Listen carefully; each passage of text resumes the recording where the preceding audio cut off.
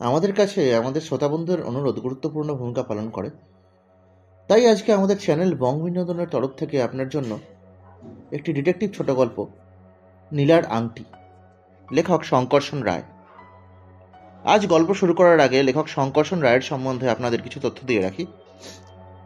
শঙ্কর্ষণ রায় জন্ম 1928 খ্রিস্টাব্দে, মৃত্যু 23 ফেব্রুয়ারি 2017 খ্রিস্টাব্দে।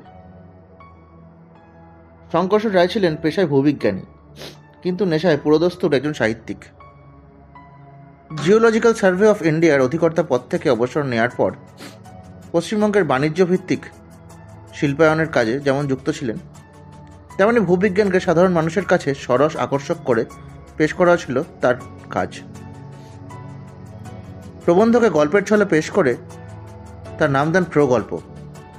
শুধু মাটি আর খনিজ নয়, মাটির নিচে সেই সম্পদকে কেন্দ্র করে যে আরণ্যক জীবন, শঙ্কর্ষণ রায়ের কলম্বে সেই মানুষ ও পশু পাখির কথাও প্রবেশ করেছিল বাংলা সাহিত্যে।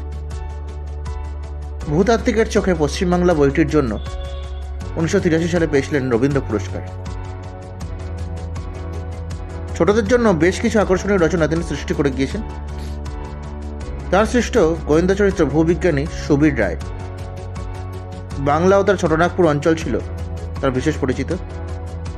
সেই জ্ঞান তিনি তার নানা গল্পে ব্যবহার করেছেন। তাঁর রচিত গ্রন্থগুলির মধ্যে আছে আফ্রিকার বন্যপ্রাণী, অষ্টভুজা রহস্য, বজ্র মানিক রহস্য, রক্তপ্রবাল, ইউরেনিয়াম রহস্য, শূন্য, অগ্নিদিনের অনামা সৈনিক, ভূবিজ্ঞানীর ডায়েরি, পাতালের ঐশ্বর্য, ভূতাত্ত্বিকের চোখে বিশ্ব প্রকৃতির প্রভৃতি। 89 বছর বয়সে 2017 সালে 23 ফেব্রুয়ারি তিনি দেহত্যাগ করেন। আর কথা না বাড়িয়ে চলে যাচ্ছি আজকের গল্পে, নীলার আংটি। লোকটাকে অফিসে যাওয়ার পথে রোজই দেখতাম। জাদুঘরের পেছনে লাল বাড়িতে জিওলজিক্যাল সার্ভে অফ ইন্ডিয়ার অফিস, যেটা সদর দপ্তর। জাদুঘরের সামনে চৌরঙ্গি রোড, উত্তর দিকে সদর স্ট্রিট, চৌরঙ্গি থেকে বেরিয়ে প্রি স্কুল স্ট্রিটের দিকে চলে গিয়েছে। সদর স্ট্রিটের ওপর জাদুঘরের অফিস এবং আমাদের অফিসের প্রবেশপথ। এই প্রবেশপথের লোহার গেট, বাইরে ফুটপাথের ওপর লোকটি তার পোষা কুকুরকে নিয়ে থাকত। চটের স্তূপের ওপরে তার ও তার কুকুরের ছেঁড়া ময়লা বিছানা। বিছানার পাশে দুটি ভাঙা অ্যালুমিনিয়ামের থালা ও গেলাসের প্লাস কাটিয়ে যেতাম রোজ। সাম্মীকে নিয়ে এই আমার সংসার। লোকটি একদিন আমায় বললে, সাম্মী ও আমি দুজনেই এখানে থাকি। সাম্মী ছাড়া এ দুনিয়ায় কেউ নেই আমার। রান্না বান্না তো করতে দেখি না তোমাকে, খাও কি? লোকটি বলল, সাহেব বাড়ির খাবার। সামনে ওই 3 তলা বাড়িতে 3টি সাহেব পরিবার থাকে। তাছাড়া আশেপাশে অনেক সাহেব মেম আছে। ও পাশে ডাস্টবিনের মধ্যে ওরা যা ফেলে দেয়, তা থেকে যা পাই তাই খাই। তাই দিয়ে আমাদের দুজনের পেট দিব্যি ভরে যায়। মাঝে মাঝে খুব ভালো খাবারও পাই। সামনের বাড়ির নিচের তলায় যে বুড়ি মেম সাহেব থাকেন, তিনি মাঝে মাঝে তার রান্নাঘরের বাড়তি খাবার আমাদের এনে দেন। তখন রীতিমতো ভোজ হয় আমাদের। সেদিন এই বুড়ি লড়া অর্চাটকে দেখলাম সসপ্যানে করা চাউমিন ও মাংস নিয়ে এসে অ্যালুমিনিয়ামের থালায় করে আমাদের দিলেন। একা তুমি খেও না, এটা আমাদের থালায় হাতে ঢালতে উনি বললেন। স্বামীকে খাইয়ে আমাকে খেতে বললেন।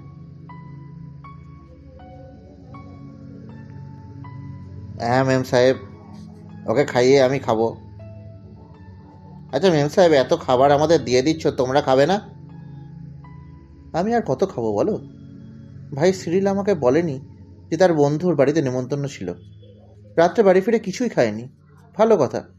কাল রাত্রে যাদের বৃষ্টি হয়েছিল, তোমরা আমাদের বিল্ডিংয়ের গাড়ির বারান্দার নিচে তো যাওনি? এখানে বসে বসে বৃষ্টিতে ভিজছিলে বুঝি? দেখো সামাদ আলী, তোমরা বৃষ্টিতে ভিজলে ভালো লাগে তো যত খুশি ভেজো, কিন্তু সাম্মীকে কষ্ট দেওয়া চলবে না। সাম্মীকে কষ্ট দেবো কি? সে তো বৃষ্টি শুরু হতেই জাদুঘরের অফিসের বারান্দার তলায় গিয়ে হাজির হলো। ওর পেছনে পেছনে আমিও গেলাম ওখানে। লড়া চলে যেতে সামাদ বললে, বড় ভালো মানুষ এই বুড়ি মেম সাহেব। গরিবের ওপরে বড় দয়া ওনার। তবে আমার চেয়ে আমার কুকুরের ওপরেই ওনার দরদ বেশি। ওনার ভাই কিন্তু আমাদের একদম সহ্য করতে পারে না। লোকটা অবশ্য মেম সাহেবের নিজের ভাই নয়, 3 কোলে কেউ নেই বলে বুড়ি নিজের কাছে এনে রেখেছেন। সেদিন অফিসের দেরি হয়ে গিয়েছিল বলে সামাদ ও সাম্মির পাশ কাটিয়ে তড়িঘড়ি অফিসের দিকে যাচ্ছি। উত্তেজিত পদক্ষেপে আমাকে অনুসরণ করতে ছুটতে ছুটতে এলো সামাদ আলী। সাহেব, ও সাহেব, উত্তেজিত কণ্ঠে ডাকলো সামাদ। একটু দাঁড়ান। ছুটে এসে হাঁপাতে হাঁপাতে সামাদ আলী বললে, এই দেখুন স্যার, ডাস্টবিন থেকে খাবার খুঁজে বের করতে গিয়ে কি পেয়েছি। বলে ডান হাতের মুঠো খুলে সামাদ আমাকে যা দেখালো তা আমার চোখ দুটি ধাঁধিয়ে দিয়ে গেল। সোনার আংটিতে বসানো বিরল শ্রেণীর রক্তমুখী নীলা। কোথায় পেলে এটা, আমি প্রশ্ন করি। ডাস্টবিনের মধ্যে, সামাদ আলী জবাব দিল। খুবই দামি পাথর মনে হয়, তাই না স্যার? দেখে তো তাই মনে হচ্ছে, কিন্তু ডাস্টবিনের মধ্যে ছুঁড়ে ফেলে দেওয়া জিনিসটি খাঁটি বলে মেনে নেওয়া খুব শক্ত। তার মানে আপনি বলতে চান এই সোনা পাথর দুইটা ঝুটো? আমি কিছু বলতে চাই না। আমাদের টেস্টিং ল্যাবরেটরিতে আছেন ডক্টর পরাঞ্জপে, তিনি যা বলার বলবেন পরীক্ষা করে। চলো আমার সঙ্গে। সামাদ আলীর সঙ্গে সাম্মিও চলল। এই সেই আংটি। আংটিটা দেখা মাত্র উত্তেজিত কণ্ঠে বলে উঠলেন ডক্টর প্রাঞ্জপে, পরশুদিন এটা নিয়ে আমার কাছে এসেছিলেন মিস লরা অর্চার্ড, খাঁটি নীলা। কিন্তু এটা আপনাদের হাতে এলো কেমন করে? আমার হাতে নয় স্যার, এসেছে সামাদ আলীর হাতে, আমি জবাব দিলাম। সামাদ আলী ডাস্টবিন থেকে এটা কুড়িয়ে পেয়েছে। না সামাদ আলী, মিস লরা অর্চার্ডকে খুন করে এই আংটিটা তার আঙুল থেকে খুলে নিয়েছো? হ্যাঁ, আজ সকালে ঘুম থেকে উঠে তার ভাই সেরিল তাকে বিছানার মৃত অবস্থায় দেখতে পায় ও পুলিশকে খবর দেয়। লরার ফ্ল্যাটে থানার ওসি তার দলবল ও ফরেন্সিক এক্সপার্টকে নিয়ে তদন্ত করছে। খবর দিচ্ছি, দাঁড়াও তাকে। খবর পেয়ে এলেন থানার ওসি 3 জন সশস্ত্র পুলিশ কনস্টেবলকে সঙ্গে নিয়ে। যাকে বলে বামাল শুদ্ধ গ্রেপ্তার, তাই করলেন তিনি। দুহাতে হাত করা পরে ভেউ ভেউ করে কাঁদতে থাকে সামাদ আলী। কাঁদতে কাঁদতে বলে, বিশ্বাস করুন দারোগা সাহেব, আমি খুন করিনি। মাকে আমি খুব ছোটবেলায় হারিয়েছি, তাকে আমার মনেও পড়ে না। লরা মেম সাহেব আমার মায়ের মতন ছিলেন। মায়ের মতো কি, মায়ের চেয়েও বেশি। আমিও সাম্মি রোজ তার দেওয়া ভালো ভালো খাবার খেয়েছি। কাল রীতিমতো বিরিয়ানি খাইয়েছেন আমাদের। এই আংটি আমি ডাস্টবিন থেকে কুড়িয়ে পেয়েছি, এই সাহেব সাক্ষী। বলে সে আমার দিকে তাকালো। ডাস্টবিন থেকে কুড়িয়ে পেয়ে ছুটতে ছুটতে এসেছিল সামাদ আলী আমার কাছে। আমি বললাম। তার ডান হাতের মুঠা খুলে আংটিটা দেখিয়েছিল আমাকে। আপনি কি ওটা ওকে কুড়িয়ে আনতে দেখেছেন? আমার মুখের উপরে তীক্ষ্ণ দৃষ্টি হেনে পুলিশ ওসি ইদ্রিস খাঁ প্রশ্ন করলেন। না, আমি জবাব দিলাম। রীতিমতো চালাক লোক এই সামাদ আলী। দেখো সামাদ, ওই সাহেবের চোখে ধুলো দিতে পারলেও আমার মতো দুধে দারোগাকে ফাঁকি দিতে পারবে না। মেম সাহেবকে খুন করে তার নীলা বসানো আংটিটা ডাস্টবিনে লুকিয়ে রেখে ডাস্টবিন থেকে খাবার খুঁজে বের করার ভান করে আংটিটা বের করে এই সাহেবকে দেখিয়েছিল না?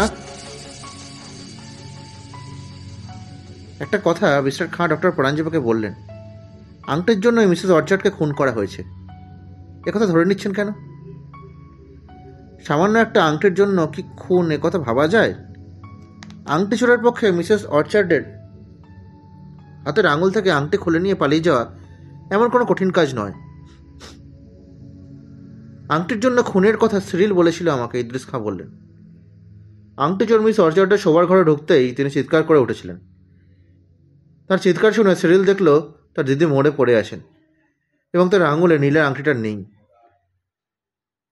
সে মনে করলো যে মিসেস অর্চার্ডের চিৎকার থামাতেই চোর তার গলা টিপে ধরেছিল। এই খুনি চোরকে হাতে নাতে ধরতে পারে আমি খুব খুশি। হুজুর, আমি চোর নই, খুনি নই।